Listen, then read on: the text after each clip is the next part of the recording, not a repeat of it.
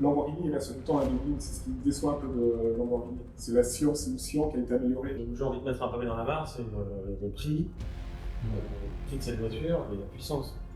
Ouais, mais pas beaucoup à la base de la Remorque. Ouais. C'est aussi le poids de compétition. Je crois que j'ai jamais vu autant de photos futées pour une voiture avant sa présentation. Mais c'est un truc de fou, quoi.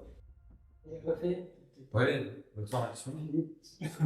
Bonjour à tous, bienvenue dans cette deuxième émission d'Ital Passion par et pour les passionnés de voitures italiennes. Aujourd'hui, nous allons parler des voitures qui ont été présentées en 2023. Avec moi, je suis accompagné de Philippe, que vous avez déjà vu pour la première émission, de Lorient, qu'on peut voir aussi sur Instagram, avec le compte Instagram qui s'appelle Monsieur Batman 11. Monsieur Batman 11, et avec Guillaume aussi, qu'on voit souvent faire des photos de voitures, et qui est sous le pseudo de RG Cars sur Facebook, Insta, Twitter. Enfin X maintenant. X. Voilà, aujourd'hui nous allons parler des nouveaux modèles. Il y a eu pas mal de nouveautés au final en 2023, des sorties mais aussi des présentations de concepts, que ce soit chez Ferrari, chez Abarth, chez Fiat, chez Alfa. Donc on va pouvoir commencer par un modèle par exemple comme l'Alfa Romeo 33. Ça commence bien. Voilà, on va dire en introduction. Sérieux, là, le design, tu l'avais comme ça, elle est magnifique, la voiture. Regarde le design des jantes, il y a quelque chose d'extraordinaire. Ça pas les... Moi, il m'impressionne, tout le monde m'impressionne. Ce qui est top, ce qui est particulièrement bien, c'est qu'elle existe déjà. Oui. Il y a dans l'histoire de l'automobile beaucoup de concept cars. Là, cette fois-ci, on sait que Jean-Philippe Imparato, qui est le patron d'Alfa Romeo, qui était l'ancien patron de Peugeot, que moi j'ai connu chez Peugeot à l'époque, il a obtenu le budget, il a obtenu la mise en production d'une supercar. On aurait pu juste faire un concept car, ça aurait déjà été très bien. Hein, si cette voiture-là n'avait pas été commercialisée, ça aurait pu être un manifeste de style et de technologie Alfa. Sauf elle existe vraiment, qui font les 33 exemplaires. Il y a plein de jeux d'ailleurs avec le 3 à 33, avec ça on en parlera peut-être après. Mais ce qui est extraordinaire, c'est que la voiture a été produite en petite série. Ce qui est fou, c'est que c'est pas du coup Alfa ou Maserati qui va la produire en plus, c'était sous-traité à un carrossier, quoi. Ouais, parce qu'on pensait qu'au départ, on s'était tous dit, et pour ceux qui connaissent et qui aiment les voitures italiennes, on s'était dit qu'ils partiraient d'une base de Maserati MC20, et puis qu'on mettrait des jantes de façon Alfa, qu'on modifierait l'échappement, etc. La voiture, elle est bien différente du MC20. Les portes en électrique sont super sympas. Et puis le rappel de la 33 de l'époque. Donc, elle fait quelle dimension? C'est comme une petite. C'est une dimension même simple. Elle s'approche du MC20 à quelques centimètres près, en hauteur et en largeur, enfin un format très proche. On a aussi l'ouverture des portes, comme la MC1 en élytre vers l'avant. Avec la particularité qu'il y a les fenêtres des portes qui s'ouvrent aussi en fait, tout toit qui. Comme sur la 33, voilà, sur la 33, c'était une des plus belles voitures de compétition. Et la plus belle. Moi qui suis un fils, c'est la voiture de l'année 2023. Pour moi. Donc on aimerait bien en avoir en vrai cette auto. Donc dès qu'on pourra, on va croiser un propriétaire sur je ne sais pas quel événement. Je crois que c'est à la fin de l'année qu'il y a les premières produits, je crois. Et le tarif? Alors il paraît que pas loin de 3 millions. Le tarif est resté. Pas loin de 3 millions. Au début c'était 1, puis 1,5, puis 2, puis là les dernières news ça paraît de 3 millions. On a tout vu, tout entendu. Bon, je pense que Jean-Philippe Imparato a fait son super VRP à l'échelle mondiale. Hein. Il a relancé quand même. C'est les super je crois que c'est ça aussi. Donc il y a beaucoup de passionnés qui ont passé commande. Les 33 voitures sont vendues. Ce qui est intéressant à ce concept pas forcément, c'est qu'on pouvait choisir entre une version électrique et une version thermique. Donc c'est pas seulement un manifeste du passé en disant voilà on fait une Alfa avec des chevaux. Il y a aussi des kilowatts sur la version électrique. L'intérieur est aussi fou que l'extérieur, mais c'est aussi un hommage à la 33 originale. Bon, c'est un top de 2023. Ma grande question, ça va être est-ce que on a vu on en parlera, je pense, au modèle d'après, c'est par rapport à la Milano, quoi. C'est de quoi, est-ce que finalement la 33 c'est vraiment une one-off en termes de design, elle est complètement à part, ou est-ce qu'il y aura vraiment des inspirations au niveau de la Milano? Pour l'instant, je ne suis pas trop persuadé, quoi. Moi, j'ai vu les photos, celui des Milano. Il y a un indice à l'avant. Oui, on a pas. Il y a un indice à l'avant. Pour le reste, la comparaison, ça reste. Mais bon, ça reste finalement un one-off en termes de design. Finalement, ça sera complètement différent. On peut imaginer de trouver des jantes comme ça sur une série future, sur la 110 ou autre, mais sinon, évidemment, ça sera très difficile de reproduire. Et refaire le style de la 4C en plus petit, ce serait possible ou pas? Bah, c'est beaucoup d'argent. Ouais, et- pour l'instant, ça me paraît prévu. Quand j'en avais parlé à la personne de chez Fiat en Italie, de faire des barquettes, tout ça, c'est quand même on est sur une part de mutualisation. Donc pour l'instant, tant qu'il n'y a pas vu chez une marque du groupe Stellantis un speeder, une barquette qui pourra potentiellement être utilisé chez d'autres marques, c'est pas forcément le programme. C'est pas encore pour tout de suite. Un autre modèle, la Lamborghini Revuelto, ça peut rater plus salarié. Tu l'as vu en plus? Oui, je l'ai vu, je suis monté dedans, j'ai une très très belle présentation dessus. Euh, En visuel photo, j'étais comme tout le monde, ouais, hybride.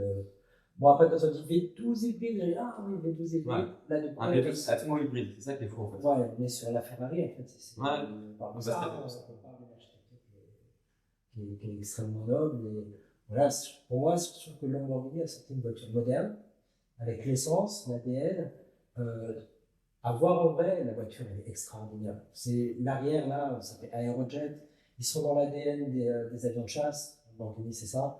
Euh, non, la voiture, moi, je la trouve vraiment belle. J'attends vraiment d'un point de vue dynamique. À l'époque, ils n'osaient même pas la démarrer, hein. Quand on l'avait vu au Val de Vienne, c'était le chef d'atelier de chez Lamborghini à Bordeaux qui l'avait. Et il y avait une télémétrie dessus. Dès qu'il la bougeait, il y avait Lamborghini qui l'a pris en disant oh là là, faut pas l'allumer, faut pas ça, faut pas ça. Ah ouais, d'accord. Donc c'était avec précaution. Et je crois qu'elle n'est même pas encore homologuée aujourd'hui sur la route. Bon, 1015 chevaux, pour dire de faire 15 chevaux de plus que les 1000, C'est toujours ça chez Ferrari et Lamborghini. Hein. C'est bien. c'est à la fois un peu cucu la phrase et bon. Ah, mais C'est querelle de BMW, Mercedes à l'époque. Bon. Ferrari va sortir sa évolution de la SF90 qui va faire 1030. Mais ça, c'est Lamborghini, parce que Lamborghini, quand ils avaient sorti la toute première, donc c'était la 350 GT, ils l'avaient appelée 350 à cause de la 250 chez Ferrari. C'était toujours d'avoir le nom qui était un peu plus gros, un peu plus fatal. Ouais, c'est la guerre entre Ferruccio et puis Enzo qui continue à l'heure actuelle. Et ça, c'est génial. Et ça, le Lamborghini, il reste tout le temps à 2000, c'est ce qui me déçoit un peu de Lamborghini. C'est la science, c'est une science qui a été améliorée, d'accord, au niveau de motorisation et tout. Ouais. Mais après, au niveau de. Je regardais hier soir, elle rappelle énormément à la Lican. La Lican, la Lican. C'est Le variant et tout. C'est une vraie question. Est-ce que le design commence pas à tourner en Ouais, rond j'ai chez plein? l'impression. On critique parfois Ferrari parce qu'ils font des choix, ils sont audacieux sur le style. On a vu la Roma, on voit la E96. Il y a les pros et les contre. Là, on voit bien qu'il n'y a pas de prise de risque. On est complètement dans l'ADN de la marque, avion de chasse, etc. Maintenant, est-ce que ça commence pas à tourner en rond au niveau style? Mais dans Moi, un l'histoire de Lamborghini, tu as toujours eu, à la fin de la murciélago, tu as eu la Reventon. Et la Reventon préfigurait déjà la Aventador qui arrivait. Et sur la Aventador à la fin, parce qu'il y en a eu plusieurs, tu as parlé de la Sian, et il y a eu la 600 Elemento avec le V10 qui était extraordinaire. Il y a aussi qui est une. préfiguré de Huracan. Ouais, mais. Et tout ça, il s'amuse en fait avec des séries très limitées, donc le fait de la plaquette dessus derrière. Mais là, j'ai accroché un peu moins. Moi qui suis fan de la marque, je suis très enchanté par cette sortie. Et surtout, c'est le principal. Et surtout, encore un V12 qui survit, malgré tout ce qu'on peut prendre. Donc, ça fait pour ça, c'est une bonne nouvelle. C'est une Ferrari avec le 500 qui est encore en V12, la future 812 qui Oui, est la sortie. formation de la 812 qui arrivera. Ouais. Et si tu veux rebondir sur l'Huracan, effectivement, le problème avec la nouvelle Huracan, c'est qu'on est quasiment sûr que ça va être un V8 hybride. Ah, c'est sûr. Donc là, on perd quelque chose. Forcément, on va aller vers la voiture avec, on se dit, ah mince. Après, elle va être beaucoup plus performante, elle va être meilleure, ça va être Ouais, mais tu vois, je pense qu'on peut avoir un peu cette appréhension-là. Alors, regarde, enfin, moi, j'étais hyper surpris, la 296 de chez Ferrari. Ah, ouais. Enfin, tout le monde disait, un V6. Et je suis d'accord. C'est ce qui V6. paraît d'avoir Franchement, quand il avait démarré au premier VDE, là, un truc de fou ce V6, quoi. Oui. J'ai tourné sur circuit avec, et à côté, j'avais la 488, donc Ouais. je suis arrivé dans la 296 avec les pilotes TCR, j'étais 15 km/h, 20 km/h plus vite sur la dernière ligne droite.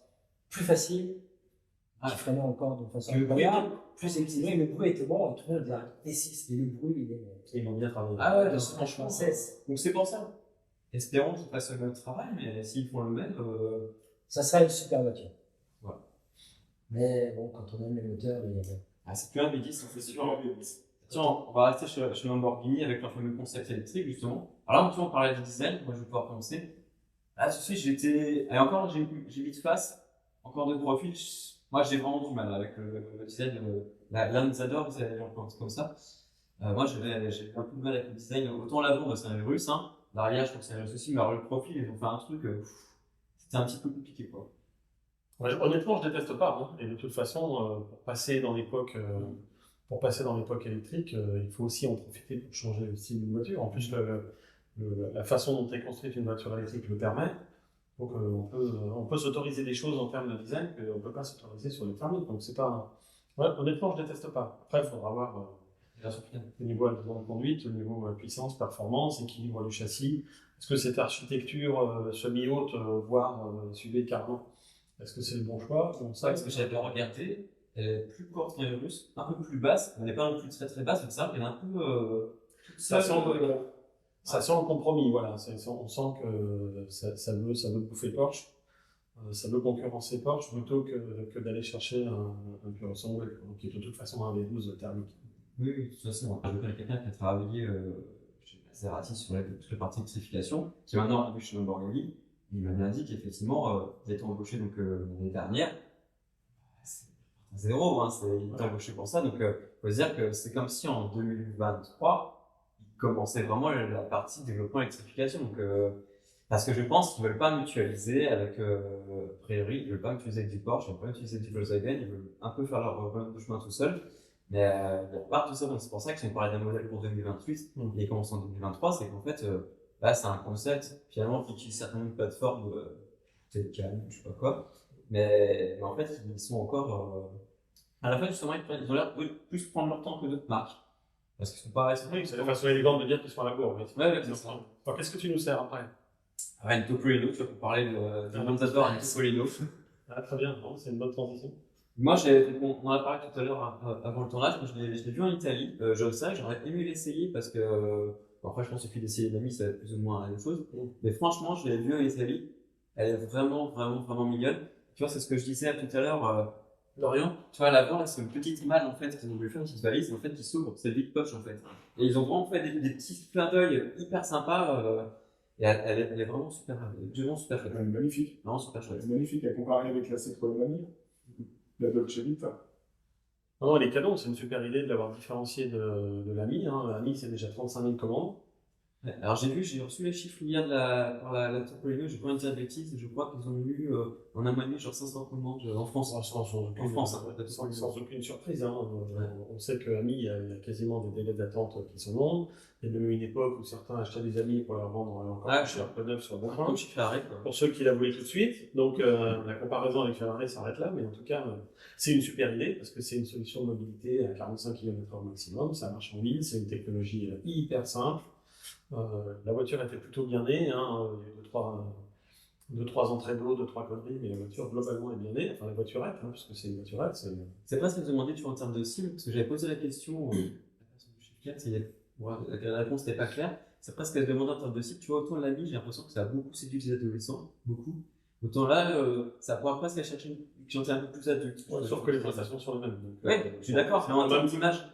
Ça reste quand même une voiture hyper rustique, hyper simple. Et puis d'ailleurs, comme je le dis souvent, c'est probablement la plus mauvaise voiture du marché et c'est le meilleur scooter du marché. Il ne faut surtout pas la prendre pour ce qu'elle n'est pas. À 45 km/h, c'est pas très juste. Pour la ville. Donc c'est vraiment un usage 100% urbain.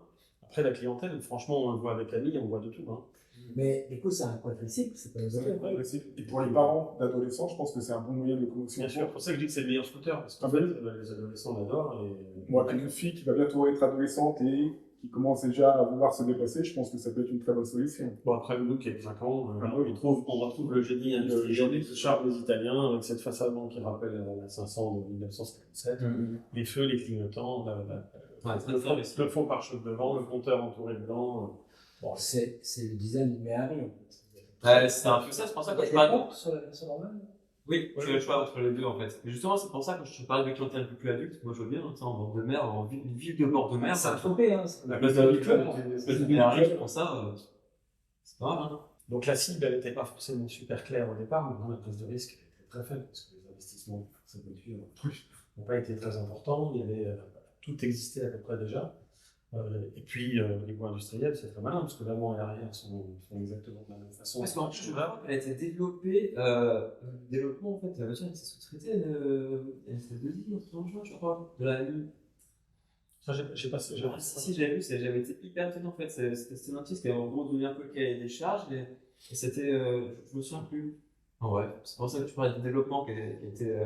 Mais elle a un bel avenir devant elle, parce que alors, selon, il faut respecter les législations, mais on peut l'imaginer un tout petit peu plus rapide. On peut imaginer des changements de couleur, hein, parce qu'elle est teintée dans la masse, donc la mie est toujours grise, la Topolino sera toujours verte. La Fiat 600. Le nouveau SUV de Fiat qui remplace un gros 500X. Hein. D'abord lancé en tout électrique, sera disponible cette année, dans quelques mois en version thermique hybride. Je crois que pour l'instant c'est pareil, je les chiffres dedans, je me souviens plus. Je crois qu'ils ont fait 300, ils ont entre 300 et 400 par mois en France pour l'instant, les derniers chiffres que j'avais vus. À voir, ça va rencontrer le succès. Après voilà, est-ce que c'est une bonne idée déjà d'avoir appelé 600 ? Est-ce que c'est une bonne idée d'aller piocher dans le passé, dans les appellations ? Pas pour un SUV. La 600 à l'origine, c'était pas ça. Là, on repart sur un SUV. Je suis pas fan des SUV. De l'appeler 600, bon, j'aurais préféré qu'il laisse 500X. Le style, qu'est-ce qu'on en pense ? Moi, le style, je trouve qu'il est quand même réussi. Hein. Enfin, franchement, elle est pas bien. hein. Alors, je me souviens quand ils l'ont présenté, c'est plus la version Red, moi j'avais quand même du mal, parce que même l'intérieur de la Red, qui fait vraiment entrée de gamme, m'avait un petit peu interpellé. Autant la version plus haut de gamme, avec la nouvelle série, je crois qu'elle est blanche, etc. Là, elle fait vraiment très très chic, très très classe. Donc, j'aime bien la version de gamme. Bon, ils ont fait énormément d'efforts pour différencier la voiture du Angela italien, pour la différencier de l'Avenger, pour la différencier du Mocha, pour la différencier du 2008, puisque toutes ces voitures-là, c'est le même moteur, même boîte, même châssis. On retrouve des composants à l'intérieur, on voit les rétroviseurs, hein, qui sont les mêmes que sur énormément d'autos du groupe, les poignées de porte, etc., etc. Maintenant, tous ces petits logos 600, les détails de style, les gens, bon, il faut reconnaître que c'est quand même, je trouve, très bien fait. Après, moi, il n'y a qu'une chose qui me choque, c'est qu'il n'y a plus le logo Fiat à l'avant de la voiture. C'est le même parti pris que sur la 500, hein, il y a le Fiat derrière, mais il n'y a pas le logo Fiat devant. Moi, personnellement, c'est quelque chose que je regrette, que je trouve stupide, que le nom du modèle soit je crois que c'est en termes de marketing, c'est quelque chose qui est souhaité en fait, que 500 soit distingué un peu de Fiat. Quoi, en fait, c'était un truc du marketing. Je crois qu'il y a C'est pareil avec toute marque aussi. Non, mais Fiat, ça n'existe encore en fait. C'est que quand il y aura la Panda, très certainement, ça sera Fiat. Non, mais bien sûr. Mais c'est vrai que c'est écrit derrière, mais ils essaient de mettre, j'en souviens, que à l'époque de la 500, on faisait plus 500 que Fiat 500, quoi. Oui, mettre une marque dans la marque. Mais ça peut marcher avec 500, est-ce que ça peut marcher avec 600 là, ça peut être un peu. C'est Fiat, hein, ça se commande sur Fiat.fr. Peut-être un peu présomptueux. Ouais. Moi, c'est vrai qu'après, je trouve que le design est plutôt réussi. Après, c'est vrai que si on parle de technique, tu as dit, on se dit, bon, c'est vrai qu'en tant que puriste, on se dit, qu'est-ce qu'elle a fondamentalement d'italienne, cette voiture, quand tu sais que, en fait, elle a le style, le design, et après, elle a ni de la motorisation, ni de la plateforme, ni l'usine, ni rien. Bon, après, je pense que maintenant, c'est le lot de beaucoup de modèles d'aujourd'hui, hein, comme on voit, on parlait tout à l'heure, les deux modèles sont fabriqués ailleurs, les plateformes, oui, puis ça n'a rien à voir. Ces conversations, on les a eues à l'époque avec Seat, Skoda, Volkswagen. Bon, aujourd'hui, c'est les mêmes, on va pas faire approche.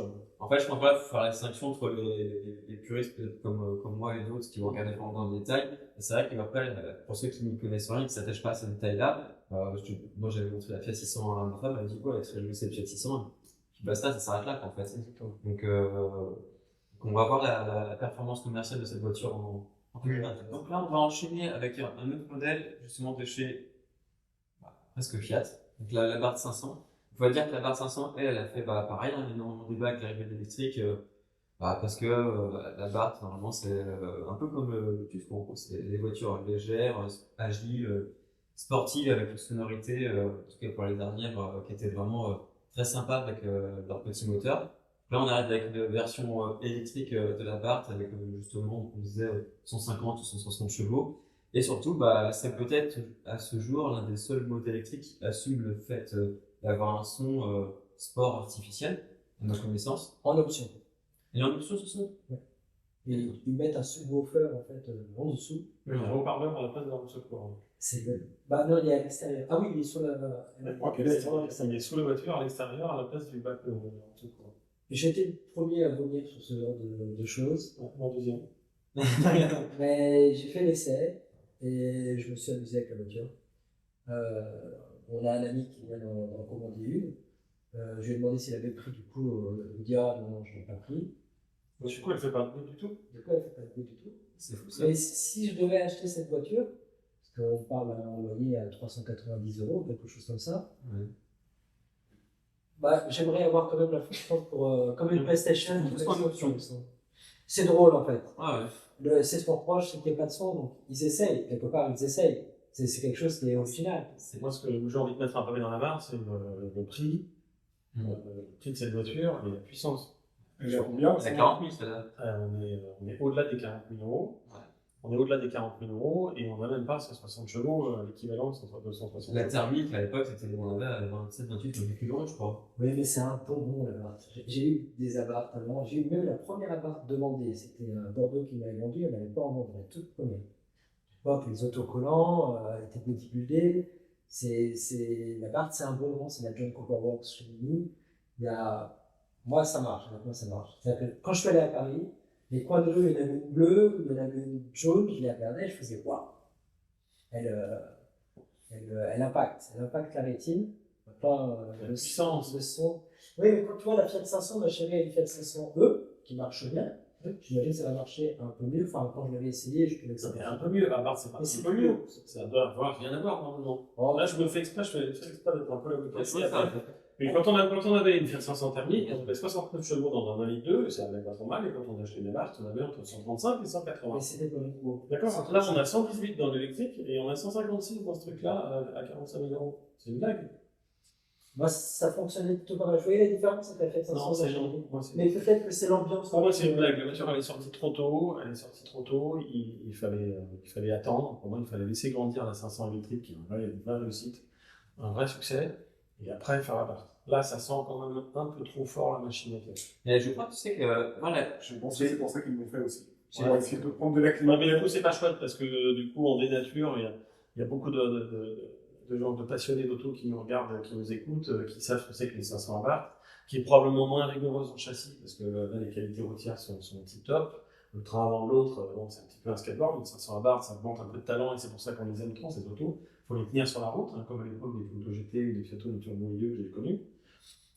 Là, je trouve que le rapport nervosité, prix et heure de conduite, tu vois, c'est marrant, tu dis qu'elle c'est la puissance d'une 200 litres électrique. C'est marrant que tu dises qu'elle est sortie plus tôt parce qu'en 2020, quand ils avaient présenté un plan de produit, c'était encore Olivier François, ils avaient annoncé une version abarth de la 500 en 2024. Moi, le premier, j'avais été hyper étonné à quel point elle sorte un an avant. Tu vois, que c'est comme si, je sais pas, elle était prête, elle fait de la vente, ils sont pas fait tout un développement dessus, je sais pas.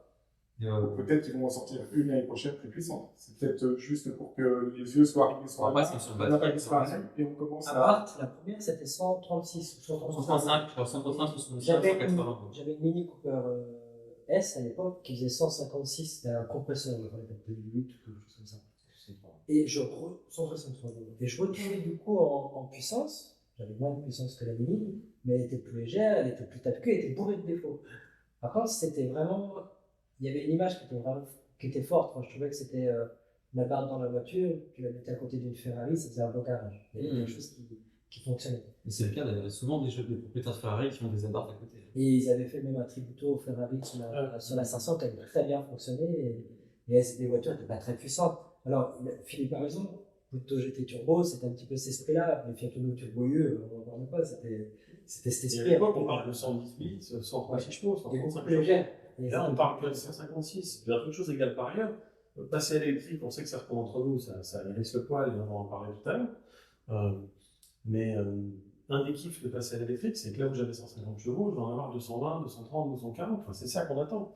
Une 500 abarth, ça devrait faire 210 chevaux. Elle devrait avoir le moteur du futur 3 minutes électrique. Quelle est la Donc, clientèle c'est facile à dire. On sait que technologiquement, industriellement, c'est compliqué. Ah, puis elle a sa propre plateforme. Voilà, on peut Non, en mais- parler de celle-ci, c'est que celle-ci. On va pas faire semblant de ne pas comprendre Oui. les problématiques industrielles des constructeurs aujourd'hui, on les connaît. Mais Le pour moi, développement ça de ce produit-là peut être compliqué parce que c'est vrai que c'est quand même, aujourd'hui dans le groupe Sautis, la seule voiture qui utilise cette plateforme, quoi. Donc là, on parle de l'utilisation, il n'y en a aucune de ce jour. Donc c'est vrai que je les vois mal mettre un moteur à l'avant et un moteur à l'arrière dans une petite voiture comme ça, quoi. à suivre. Enfin, moi, le matin, tu pars de bonne humeur, t'as du bleu, t'as du jaune dans ton garage. Ouais, une place, ça veut dire. C'est vrai qu'au niveau des couleurs, Sinon, tu manges des Smarties. Non, mais la gueule, ils sont pas. On va terminer par deux petites Ferrari en premier largo. La Pur Sang, justement. Pur Sang, typiquement, Ferrari ne fera jamais de SUV. Ils ont sorti un FUV, Ferrari Utility Vehicle. Les premiers spy shots étaient sortis, je pense que tout le monde a eu un peu peur parce que c'était des photos en usine où elles n'étaient pas très mises en valeur. Mais en réalité, c'est franchement une belle réussite. Hein. C'est vraiment, je pense qu'en termes de style, puis même l'intérieur, en fait, on a l'impression que tout était super réussi dans cette voiture. Je trouve que l'intérieur, l'ouverture des portières, le style, l'équipement. Alors c'est vrai que je crois que c'est une des premières Ferrari, je crois qu'elle fait plus de 2 tonnes, donc je crois que c'est une des premières Ferrari qui a été passée 2 tonnes. Mais par contre, on voit qu'elle était quand même hyper bien étudiée, puis alors elle a rencontré sa clientèle direct, quoi. Ouais, je crois que c'est la voiture qu'on adore détester parce que c'est un SUV, parce qu'elle a 4 portes. Maintenant, on voit que Ferrari peut tout se permettre en ce moment. Et puis ils se sont creusés la tête parce que la face avant est tout à fait différente de ce qu'on connaît habituellement. L'intérieur est dingue. Moi, où je suis très très très fier de Ferrari, c'est que fini les écrans gigantesques au milieu du tableau de bord, ce concours de téléviseurs au centre du tableau de bord, c'est juste débile. Et là, cette fois-ci, c'est Ferrari qu'on n'attend pas du tout là, qui décide de casser les codes et de refaire un tableau de bord classique dans sa présentation. Puis 4 baquets, la personnalisation à outrance, un V12 central avant, et puis un succès commercial exceptionnel. Donc, on n'aime pas. Mais chapeau les artistes. Hein. Ah, franchement, moi j'aime beaucoup. Hein. Enfin, là, je pense qu'il n'y a pas de comparaison. Bon, tu mets le pur sang face au russe, le pur sang il casse la baraque. Quoi. Vous l'avez vu en vrai? Ouais, Il est magnifique. Il est magnifique. Ouais. Tu l'as vu voir aussi? Je l'avais vu au Val de Vienne. Ouais, le bleu. Il y avait un youtubeur qui était monté avec. Je l'ai vu tourner sur le vêtement classique et il est magnifique. Ah oui? Et en vrai, il est. Bon, l'accès aux places arrière n'est pas dingue. Hein. Ouais. Il y a quand même le sacrifice à faire. Parce que la porte antagoniste, il y avait ça sur les Opel Merida à une époque, on ne savait pas pourquoi, mais il faut quand même rentrer ses fesses en premier, ce qui est un peu particulier. C'est pas des portes électriques qui s'ouvrent, tu Oui, ça s'ouvre électriquement, mais après, c'est du grand luxe comme on a ouais, c'est ça. aujourd'hui. Mais... Bon, après, pas conduit, pas rouler encore. Hein. Par contre, ce qui est étonnant, que dans la gamme Ferrari, finalement, c'est qu'elle remplace un peu la FF, quoi. C'est ça. Quand la GT4, enfin la FF, c'est qu'en fait, ils ont décidé d'arrêter un peu sur les briques de chasse pour faire un SUV, quoi. Alors c'est vrai que c'est la tendance du moment, au final, ils ont peut-être chopé plus de clients à sortir un SUV qu'à prolonger la durée de vie du positionnement de l'FF. C'est vrai que bon, la FF est aussi, c'est pareil, un V12, un brique de chasse V12, c'est super sympa aussi, quoi. Et pour terminer, la Roma Spider, pareil, donc super voiture. Moi, elle reste incroyablement présentée. Moi, la Roma, déjà de base, je l'aime bien. Alors, ça dépend des couleurs, mais la Roma, je trouve que c'est vraiment une très très très belle voiture. Alors, on voit bien qu'il n'y a pas beaucoup de place à l'arrière, mais je trouve que c'est une super voiture. Alors, ce ne sera pas la plus jolie des Ferrari pour moi. Ce traitement de la partie arrière est un tout petit peu maladroit. Après, c'était très difficile de décapsuler une moto comme ça, qui a une forme. Beaucoup d'amateurs d'automobile ont dit qu'elle avait une forme d'Aston Martin, parce qu'elle fait très Aston Martin. Elle n'était pas facile à décapsuler. Bon, elle a le mérite de ramener les cabriolets à capote en toile chez Ferrari, donc ça c'est bien. Oui, c'est vrai. La Portofino sort du catalogue, mais c'était un coupé cabriolet, donc là on a une capote en toile. Après, moi je trouve que ces places arrière, on le voit très bien sur cette photo. Bon, il y a quand même un effet sac à dos, un effet gros dos. C'est ce que je dis, on voit direct sur la photo que les places arrière, ça va être. Pourquoi ils ont conservé du coup? C'est là qu'on voit que Ferrari se perdonne un peu tout, et puis il l'appelle Spider, sachant que la Spider c'est une voiture à 2 places, c'est pas une voiture à 4 places, monsieur Ferrari. C'est vrai que tu as raison, ça aurait pu être juste une 2 places en fait. Moi, elle me plaît pas beaucoup à la base, la Roma. Ouais. Celle-ci me plaît pas beaucoup plus non plus. Mais j'imagine, Ouais, on a des avis, c'est des très belles voitures. Mais là, je pêche un peu, j'aime bien les Barretta, j'aime bien les petites Ferrari de place. C'est vrai que ces 4 places là, déjà le même problème avec les Portofino, avec les California. C'est une autre gamme de voitures. Pourquoi pas? Enfin, moi, je suis pas. C'est pas une voiture où quand je la vois passer, je vais retourner la tête, je suis assez. La voiture est élégante, mais je préfère la Aston Martin à son petit à ce niveau c'est une voiture un peu raffinée, qui est jolie. Je trouve que c'est pas chez Ferrari. Et surtout sportivité de performance, hein, parce qu'on est sur des performances de 488. Hein. Ouais, c'est On a un V8 turbo très méchant, c'est une voiture très performante, très sportive. Ouais, on l'appelle comme ça, mais elle est très performante. Ah, c'est une moto très méchante. Donc c'est vrai que c'est un peu paradoxal de l'avoir en bleu ciel, en mode Riviera comme ça, je comprends. avec le cabriolet avec 4 La places. personne elle achète ça, limite, elle appuie sur l'accélérateur pour pas ce qui lui arrive. Mais bon, encore une fois, Ferrari peut tout se permettre en ce moment, donc on peut avoir l'air d'en discuter comme ça, bon, ça sera aussi un succès commercial de la sûr. Voilà, c'est sûr. final, on peut rester. Alors, tu vois, étonnamment, pour revenir à ton remarque, pour revenir à ta remarque, je crois que c'est une clientèle féminine qui va être plus touchée par ces médias, je pense. Plus féminine, plus jeune. Ouais, C'est déjà, ça fait des années que International. je pense que vraiment, c'est plutôt celui qui va avoir son F8 Tributo, il va avoir une Ferrari Madame. Là, du coup, je trouve qu'elle est bien. Là. De toute façon, pour toutes les marques de luxe, aujourd'hui, c'est un peu le casse-tête, c'est qu'en fait, leur clientèle va jamais la fond, quoi. Et que de toute façon, je pense qu'ils doivent aller plaire à cette nouvelle clientèle qui est plus jeune, et finalement, la Roma sera peut-être plus effectivement la personne de 60, 70 ans, etc. Mais maintenant, il y a beaucoup de trentenaires, quarantenaires, Chinois, russe. J'avais fait un article dans les pays du Moyen-Orient, enfin voilà, J'avais fait un- dans le luxe, c'est pas facile. J'avais fait un article comme quoi, justement, en Chine, c'était, je crois, un acheteur sur 2 ou sur 4, il y avait des femmes en Chine, chez Ferrari. C'est quand même pas important. C'est révélateur de quelque chose. J'ai commencé avec la Californie, on allait chercher la jante féminine.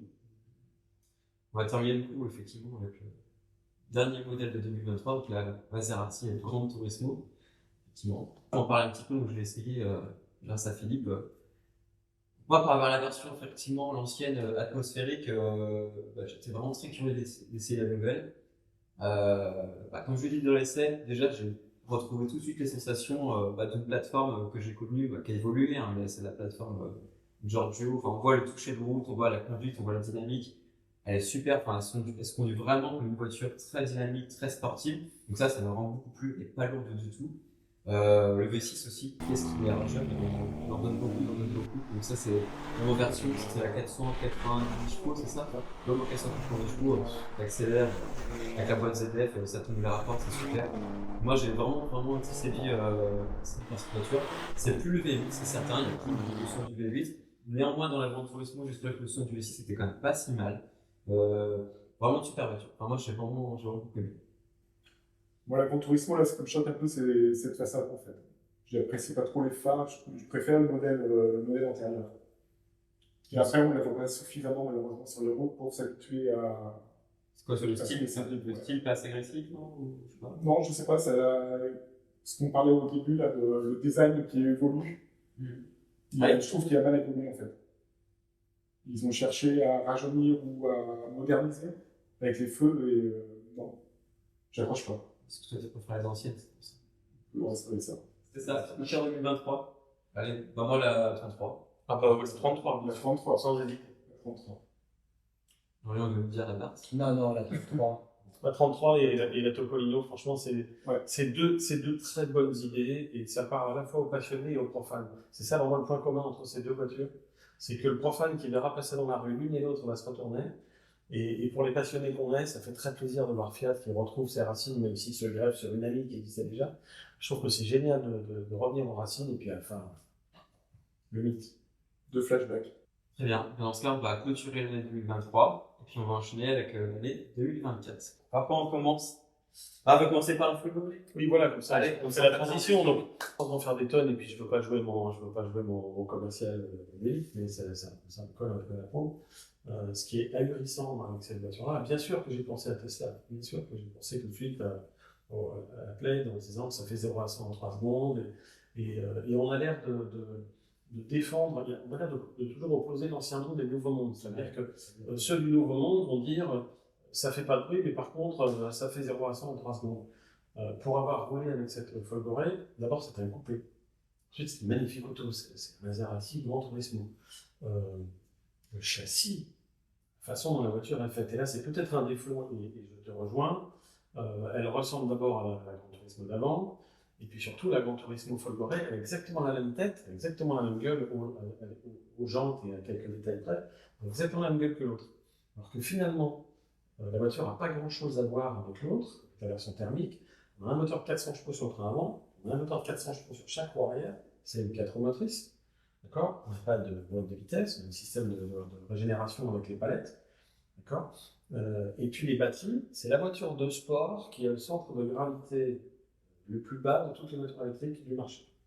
Donc le comportement de la voiture, il est ahurissant. C'est pas que le 0 à 100, 0 à 200, 0 à 300, c'est le comportement routier de la voiture, l'agilité de la voiture. Pour l'avoir roulé, cette auto-là, c'est agile comme les premières Lotus Elise.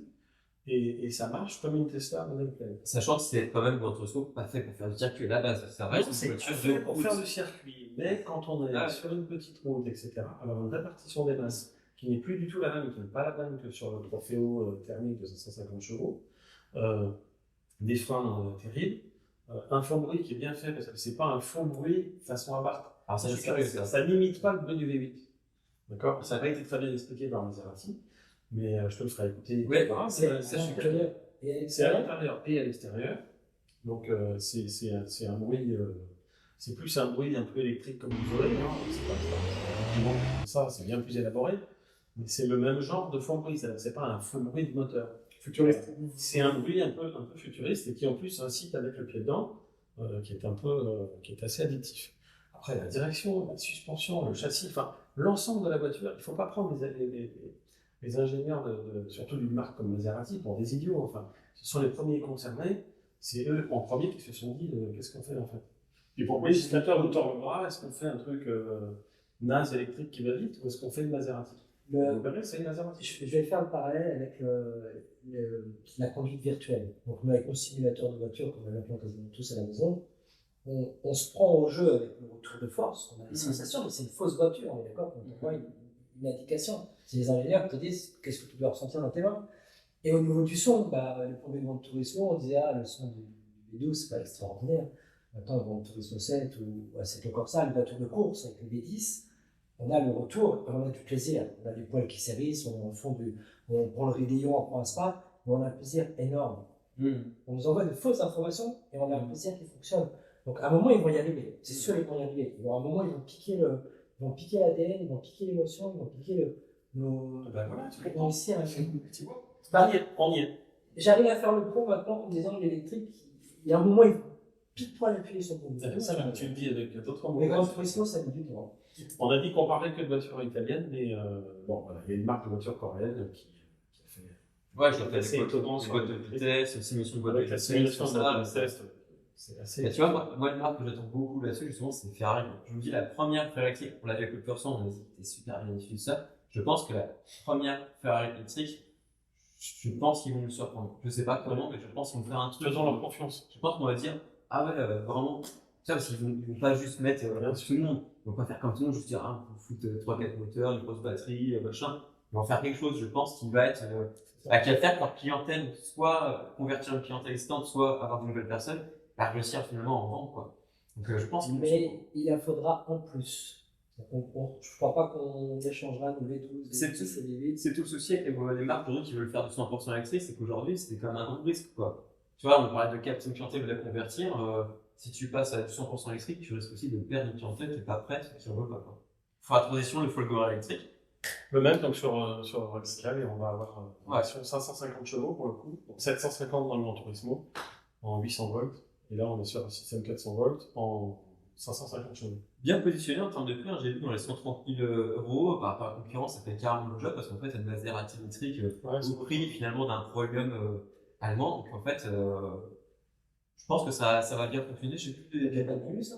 Non, on a zéro. On va pas se faire un essai. Il n'y avait pas de sur les véhicules poids lourds. Ah, sur le malus au poids, heureusement les voitures électriques ne sont pas concernées, parce que c'est pas concerné, le poids des batteries. Donc, Bah, on va quand même pas être puni d'être écolo, c'est-à-dire qu'on ne peut pas être plus écolo qu'écolo.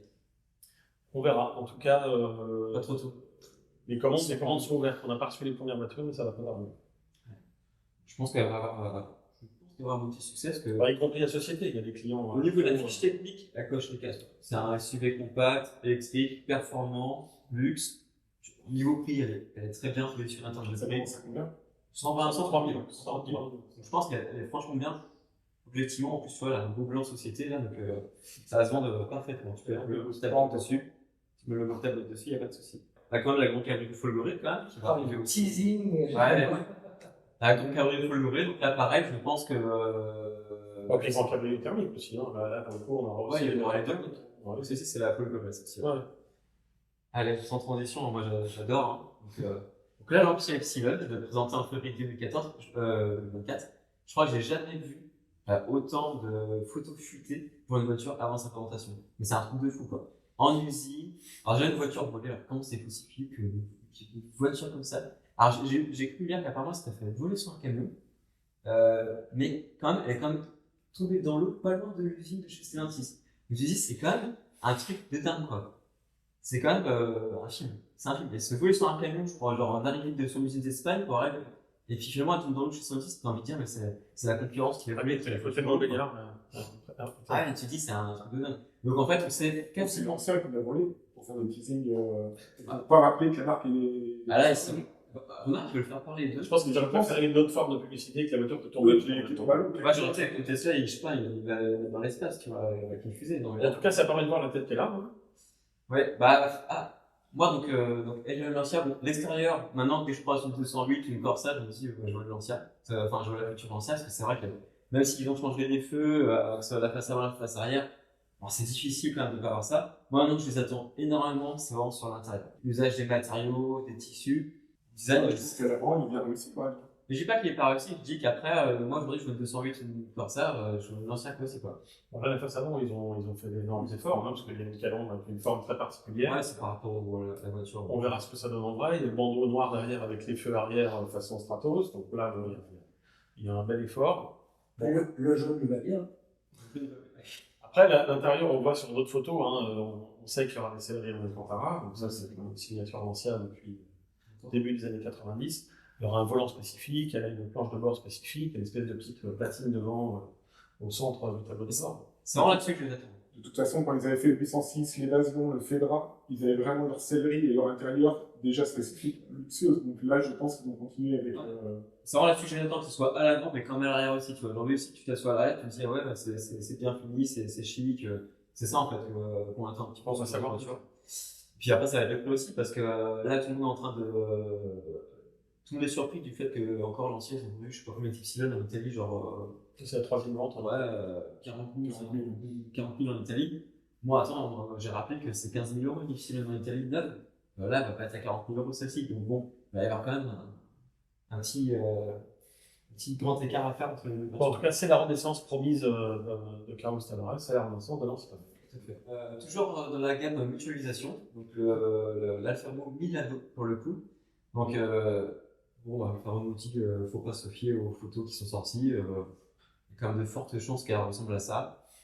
Moi, non plus, j'attends de voir en vrai. C'est un petit peu comme là, forcément, moi, première vue, ça laisse forcément dubitatif. Hein, on pourrait se dire que c'est une voiture japonaise. Ouais, des airs autonomes.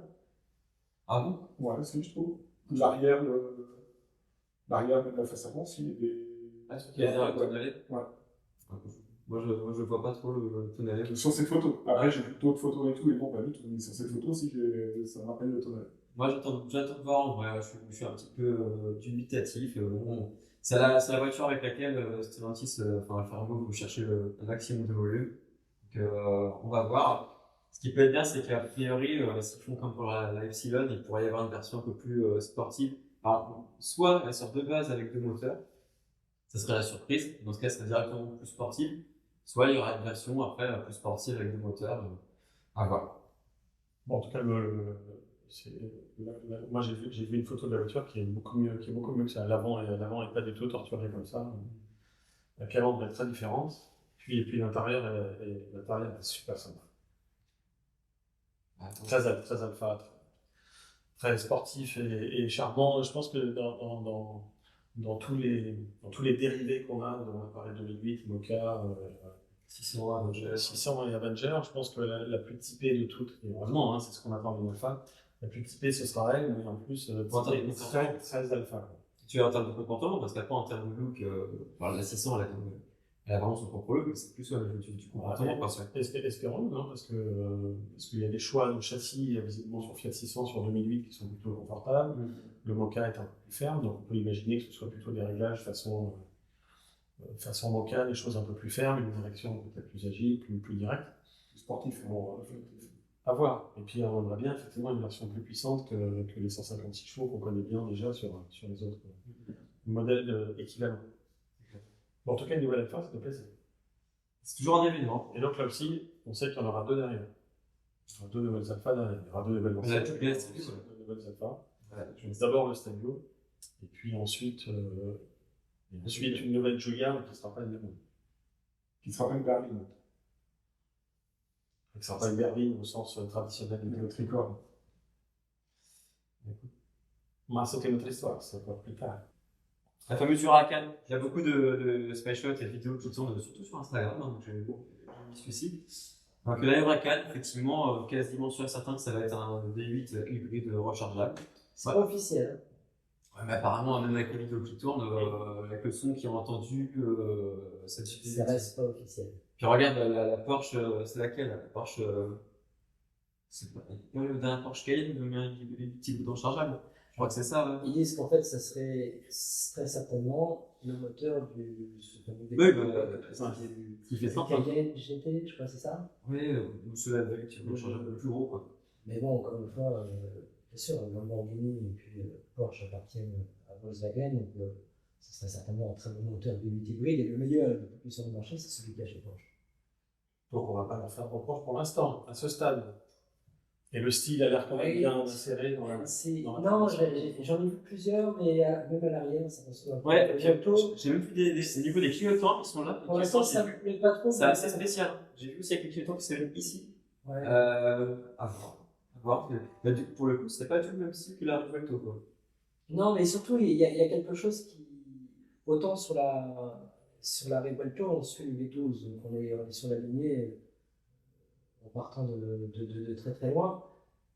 Autant la Gallardo, la Huracan, ce sont des V10, il y a très très peu de voitures en V10, Carrera GT V10, après quelques-unes chez Audi, quelques-unes chez BMW, la Lexus LFA, on parle de petites quantités de V10, c'est un petit moteur qui est extrêmement séduisant et qui donne une sonorité de Formule 1 des années, je vais dire des bêtises, 87, 90, quelque chose comme ça.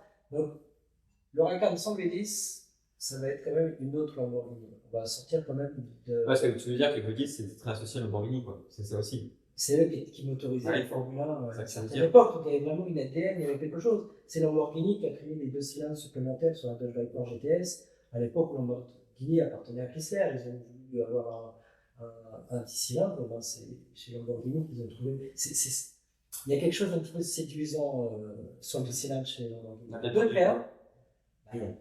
Là, ça n'existe plus en fait. Les V10, c'est qui va sortir des V10. J'ai bien perdu les V8 chez Maserati, tu vas voir le deuil un peu long.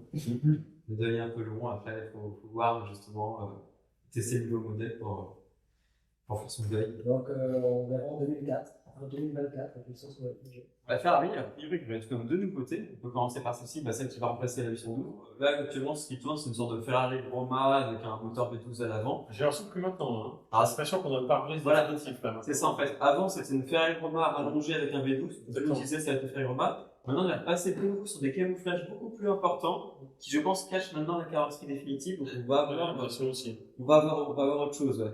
Mais ça fait plaisir aussi, un peu comme pour le pur sang. Une fois de plus, encore un V12. Certainement hybride rechargeable. Non, j'ai une bêtise, ils n'ont pas de V12. Non, ils n'ont pas de rechargeable sur le pur sang. Non, c'est un V12 tout court. Ah non, il est pur thermique. Ils ont encore un hybride rechargeable chez Ferrari, ils ont le V6. Le V6, le V6 de la 296. Et ils avaient ça, c'est un V8. Ouais, donc on a encore un V12 qui sera peut-être pas le On verra, il faut chercher sur les spray-shots, hein, parce qu'il y a une prise à droite ou une prise à gauche. Voilà, le V12 hybride de la Ferrari. Ah, justement. Ce serait un kiff absolu. Bon, en tout cas, porte-à-faux arrière très court, un capot extrêmement bas. Ouais, franchement, un habitacle qui a l'air assez contraint, faut voir. Pour moi, là, ils l'ont bien caché. Hein. Autant Alpha, ils mettent 2 stickers dessus, là. Ah bah, par rapport à l'ancien, c'est sûr qu'ils l'ont bien caché. La fameuse remplaçante, une nouvelle hypercar de Ferrari, donc pareil avec un V12. La Ferrari a été en hybride, rechargeable. Oui. Donc, tu vois, ça serait pas déconnant que celle-ci soit aussi avec un. Bah, c'est sûr. Mais je crois que les gens disaient que ça allait être un V8 et rechargeable dedans, je pense aussi. Ou tout électrique. Je pense pas que ce serait. Pas encore. Mais alors, la remplaçante de la Ferrari, très attendue, qui est présentée cette année, donc très peu d'exemplaires qui vont être produits, j'imagine, encore beaucoup. Moi, j'ai pas trop d'infos, je vois à ce sujet-là. Bah, attention événement, hein, F40, les exemplaires, les Enzo, les F50. La Ferrari, c'était pas quelque chose. 88 GTO, on parle quand même des licornes les plus précieuses du monde de l'automobile. Enfin, on est sur quelque chose il y a un bébé qui va sortir, c'est un petit Jésus, donc ils vont pas se louper. Il y a un méga héros derrière, en tout cas. Ouais, là, pour le coup, c'est une vraie révolution. Hein. On l'avait sur la F50, là, cette espèce de F40, F50. Bon, là, ils assument vraiment un côté. Il assume sur la Stradale XX, sur la SF90, de mettre un niveau fixe à l'arrière. On voit un flux aérodynamique qu'on a comme sur les 488 Pistard. Regarde, t'as vu les plaisirs, il y en a partout. Ouais. Une là, on a une là. Dans les portes. On a là, comme la Pista, par exemple, comme tu dis ici, là, on voit comme sur la Pista. On imagine des formes assez techno, hein, ça va pas forcément être super sensuel. Peut-être vraiment faire niveau aérodynamique informatique et après. À voir. Bon, enfin, respect, parce que ça a l'air extraordinaire. Puis bah, du coup, sans transition. Alors j'ai mis celle-ci, ça sera pas ça bien sûr. C'est une DS Cactus, non? Non, c'est concept, ça c'est le concept 120. Et donc il doit sortir une nouvelle Fiat Panda. Donc, comme il n'y a toujours pas de visuel, voilà, là pour le coup, ce sera pas 500-600, ce sera vraiment Fiat. Et donc doit être une Fiat Panda électrique qui partagerait la plateforme de la nouvelle Citroën ou Saturn. La C3. La i-C3. J'ai pas d'infos super précises, mais a priori, il y a des prototypes qui traînent aux abords des centres de mise au point sur lesquels on aperçoit une C3 modifiée. A priori, est-ce que la Panda serait sur cette base-là? Moi, j'ai pas les infos, c'est très difficile de savoir. De savoir déjà à quel point ce prototype qui s'appelait 120, alors 120 pour les 120, on parle de 2019. Donc elle s'appelait 120, le truc est plutôt mignon, plutôt sympa. Après, les concepts cars sympas, il y en a une foutitude. De là, un passage en série, c'est autre chose. Entre-temps, il y a Stellantis, entre-temps, il y a l'électrification accélérée, entre-temps, il y a les arbitrages de choix d'usine, de production de telle ou telle voiture. Et puis là, on va être sur le coup d'une Fiat qui est quand même, pour le coup, c'est la Panda, quoi. C'est pas comme 500 ou la 600, on va pas être forcément sur uniquement du Dolce Vita, mais sur quelque chose qui doit être aussi normalement plus pratique aussi.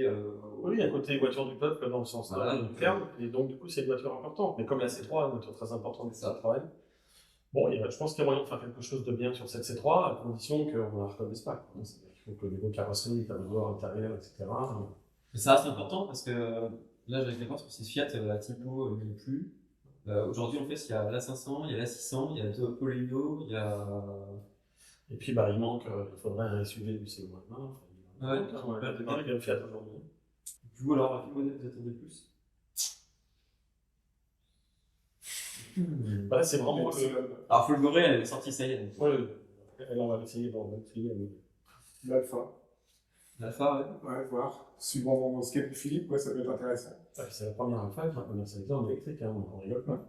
Moi aussi, j'ai resté l'Alpha, je dirais pas que c'est. Je parle pas d'un coup de cœur, c'est le modèle sur lequel je vais avoir plus d'attente.